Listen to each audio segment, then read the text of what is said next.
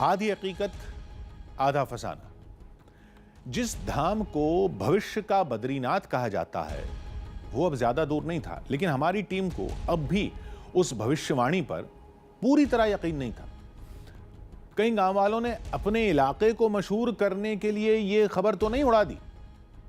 खैर कोई बात नहीं, कुछ ही देर में दूध का दूध पानी का पानी हो जाएगा। तमाम मुश्किलों का सामना करने के बाद हमारी टीम उस जगह पहुंचने में कामयाब हो गई जिसके बारे में स्कंद पुराण और नारद संहिता में लिखा है।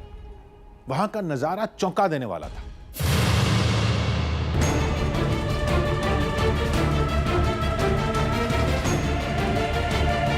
तपोवन के रिंगी गांव से हमने भविष्य बद्री की खोज में चढ़ाई शुरू की।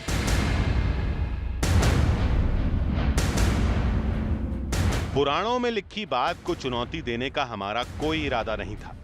हम तो बस भगवान विष्णु के उस अद्भुत धाम को देखना चाहते थे। वो वाकई है कि नहीं, अगर है तो किस रूप में है।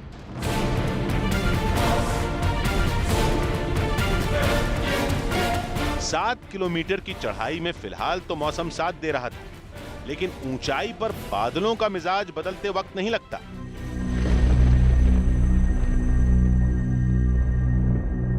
करीब 1.5 घंटे की चढ़ाई के बाद हम सलधार पहुंचे। पूरा गांव खाली पड़ा था।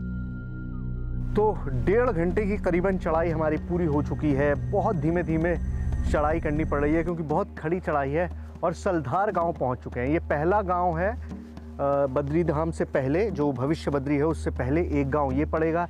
एक गांव अभी और आगे पड़ेगा, लेकिन ये गांव है। बड़ी बात यह है कि यहाँ पर कोई भी गांव वाला नहीं है। हमें नीचे ही पता चला था कि ये सीज़न है एक जड़ी का, एक बेहद कीमती जड़ी जो जंगल में मिलती है और सभी गांव वाले उस जड़ी को लेने के लिए चले जाते हैं। तो यहाँ पर कोई भी गांव वाला नहीं है।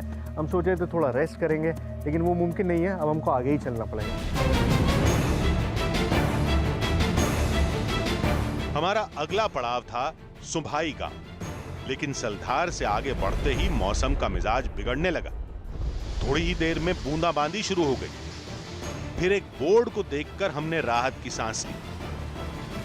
तो भविष्य बद्री का एक प्लाक यहाँ पर लगा हुआ है। किसके लिए लगा है पता नहीं, क्योंकि कोई आता जाता तो है नहीं। और पहली लाइन यही लिखी है कि तपोवन से भविष्य बद्री तक पैदल ही पहुँचा जा सकता है। और 2744 मीटर की ऊंचाई पर हम इस वक्त हैं। अब इसे फुट में मैं आपको बता सकता, लेकिन मेरा इंटरनेट फ़ोन ही काम नहीं कर रहा है, यहाँ कोई सिग्नल नहीं है। लेकिन हम कितनी ऊंचाई पर है आप अंदाज़ा लगाइए। हिमालय की सबसे ऊंची चोटियों में से हैं और हम बिल्कुल यहाँ तक पहुँच चुके हैं। बादल ऐसा लग रहा है जैसे हमारे सामने ही तैर रहा हो।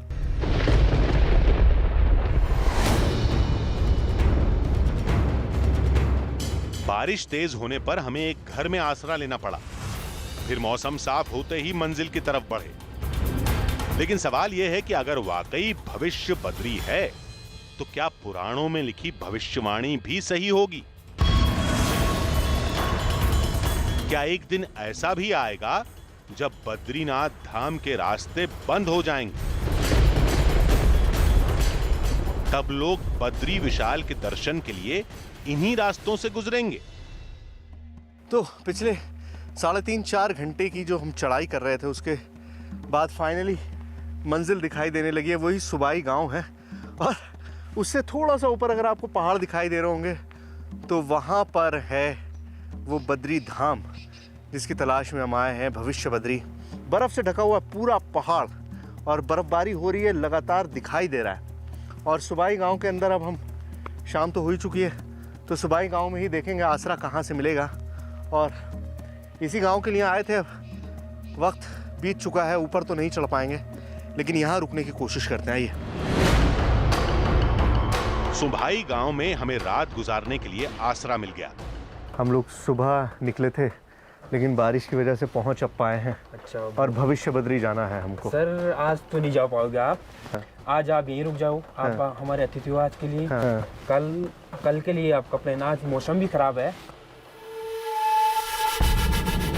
सुबह हमने गांव में भविष्य बद्रीनाथ को लेकर कुछ लोगों से बात की। यहां भी उस स्वयंभू शिला की कहानी सुनने को मिली, लेकिन एक अलग अंदाज में। तो शिला एकदम ऐसी थी, चट्टान एकदम प्लेन। इस हाथ पे अगर माला डाले तो नहीं टिकेगी, अगर छेद करना पड़ता भी टिकेगी। तो मेरे देखे देखे भगवान उसके नीचे जहाँ पर भगवान निकल रहे कुंड है, वहाँ पर जल आता है। अब भगवान बीचों बीच उभर के आ रही। पहले तो प्लेन था, ऐसा पत्थर प्लेन था, कपड़े नहीं टिकते थे, माला नहीं टिकती थी। अब भगवान बीचों बीच अपने स्वयंभू प्रकट हो रही है। किसी ने उस पर कोई हथियार नहीं लगाया, अपना आप हमारे देखे देख भगवान काफी बड़े हो गए। माला 8-10 माला टिक सकती है। लेकिन हम उस समय चौंक पड़े जब उस धाम से जुड़ी चमत्कार की एक कहानी के बारे में सुना। कहते हैं सुनसान जंगल के बीच उस धाम में शाम होते ही कुछ अजीब सी हरकतें होती हैं। यहाँ पे देखे तब तक एकदम प्रकाश हो रखा है और घंटी शंख बज रहे हैं, शंख घंटी की आवाज आ रही है, ढोल नगाड़े की आवाज आ रही है। उन्होंने सोचा भाई कोई मंदिर पे है। वो आए मंदिर में, देखा यहाँ कुछ नहीं, ना उजाला ना कुछ। कम से कम मतलब 50 मीटर आगे से उन्होंने तो वहाँ पे पूरा प्रकाश देखा है।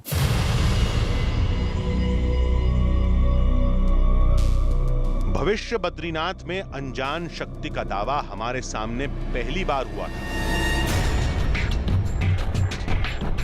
अब ये दावा हकीकत है या फसाना, ये तो वहां पहुंचकर ही पता लगेगा। नमस्कार चाचा, भविष्य बद्री इधर। पहाड़ के रास्तों की दिक्कत यही होती है। देखिए पिछले आधे घंटे से हम चढ़ाई कर रहे हैं और कहाँ पहुँचे हैं?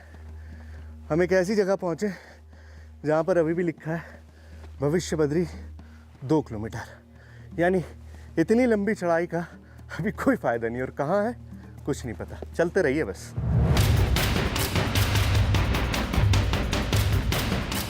सुभाई गांव से ऊपर पहुंचते ही बर्फ से लदी हिमालय की चोटियां साफ दिखाई दे रही थीं।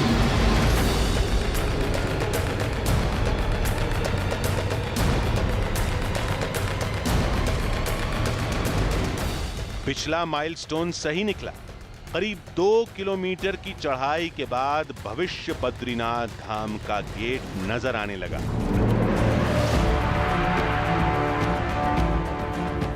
जिस धाम को अभी तक केवल पुराणों में पढ़ा गया था, कहानियों में सुना गया था, वो भविष्य बद्रीनाथ अब हमारी आंखों के सामने था। हालांकि इसकी भव्यता आज के बद्री विशाल की तरह नहीं थी, लेकिन पुराणों के पन्नों में गुम एक धाम को खोजने में हम सफल हो चुके थे। तो आखिरकार हम अपनी मंजिल तक पहुंच चुके हैं, वो भविष्य बद्री मंदिर जिसके बारे में बहुत सारी कहानियां हैं, बहुत सारे राज हैं। क्या वाकई एक ऐसा मंदिर मौजूद है जो बद्रीनाथ का रास्ता बंद होने के बाद अपने आप प्रकट हो जाएगा? क्या वाकई एक ऐसी शिला मौजूद है जो अपने आप धरती से बाहर आ रही है?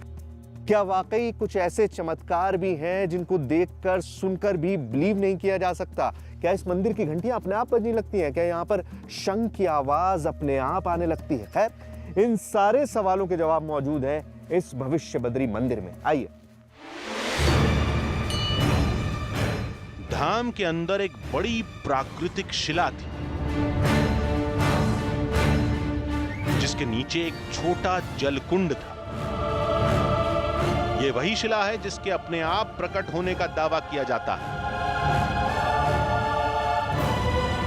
तो भविष्य बद्री के जिस चमत्कार की बातें हम पिछले कई दिनों से सुन रहे थे, वो अब हमारे सामने है। आप देखिए यहाँ पर ये शिला दिखाई दे रही है। अब जैसा कि मैंने सुना था, अब मुझे पता नहीं, जैसा भी लोगों ने बताया कि शिला पहले बिल्कुल प्लेन थी, यहाँ पर ये आकृति नहीं थी, और अब आप देख सकते हैं कि एक पूरी आकृति उभर कर सामने आ गई है। एक चेहरा सा फॉर्म होने लगा है, हाथ दिखाई देने लगे हैं, पैरों की भी बात हो रही है। और जो लोगों ने बताया था कि पहले ये यहाँ था, और अब बढ़ते बढ़ते ये देखिए कि कितनी हाइट पर पहुँच चुकी है ये आकृति जो उभर रही है इसके ऊपर। और जिस कुंड के बारे में बात हो रही थी कि नीचे पानी मौजूद है, वो पानी भी नीचे आपको दिखाई दे रहा है। ये पानी यहाँ पर पहाड़ की बहुत ऊंचाई है, आपको पता है कितने घंटे हमको लगे हैं, कल से हम चले हुए हैं तब यहाँ पहुँचे।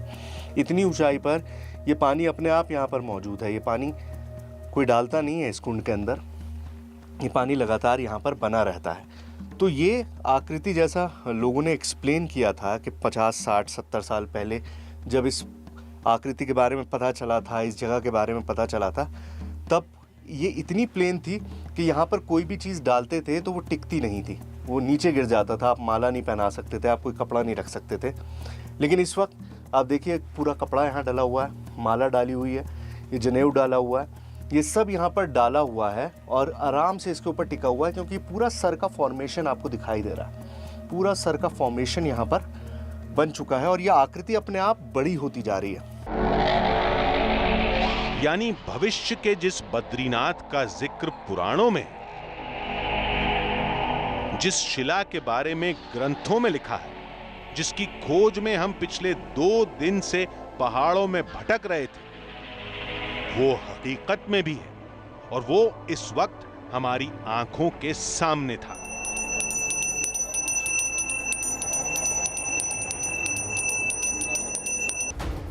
अब स्कंद पुराण की भविष्यवाणी कितनी सही होगी ये तो कोई नहीं बता सकता, लेकिन लोग मानते हैं कि इस जगह का आने वाले कल से कोई ना कोई नाता जरूर है।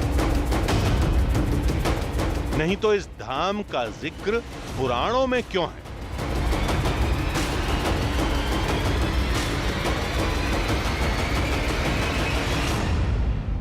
आज की दुनिया तर्कों पर चलती है।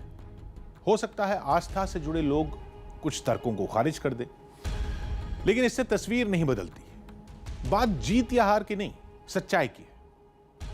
और जो सच है अंत में वही सामने आता है। तो अगले हफ्ते फिर मिलेंगे एक नई कहानी के साथ, जिसमें थोड़ा सच होगा, थोड़ा बहाना, आधी हकीकत, आधा फसाद।